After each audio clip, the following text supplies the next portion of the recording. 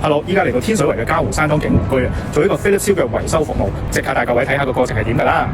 依家喺天水圍嘅嘉湖山莊做一個 Philips Hue 嘅維修服務，即刻帶各位睇下點樣處理啦。好，呢個燈掣。有時最好，呢一支。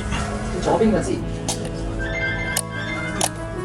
哦，得呢個燈掣嗰陣時處理咗啦。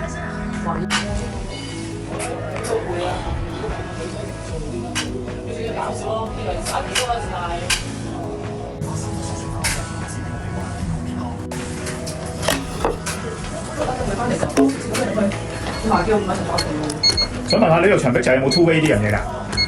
即係意思喺嗰邊係咪有一個位可以開關嘅？冇㗎，好嘅，一個位啫，好得。OK， 有電到嘅。好，有電到嘅。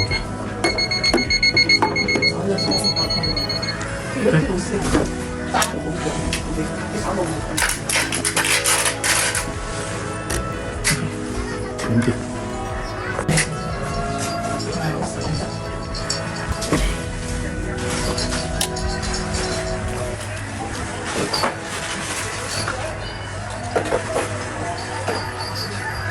燈掣係好整翻好噶啦，呢支係要整嗰支嚟嘅。咁啊嗰個呢個 Bluetooth version 啦，咁嗰個入邊嗰個曲已經 send 咗俾客人，客人咧將個新嘅曲加翻入去個 Hue Bridge 入邊，咁之後就可以再 control 翻佢噶啦。OK， 呢個換咗已經 OK 咗啦。OK， 呢度咧係嘉湖山莊嘅景湖居啊。各位啱啱睇完我處理呢個 Philips Hue 嘅吊燈嘅維修，日後如果有任何 Philips Hue 或者其他燈具嘅安裝、改裝、維修，記得 WhatsApp 92053831，我客服同事幫你啦。多謝各位收睇，我哋下一條影片再見啦，拜拜。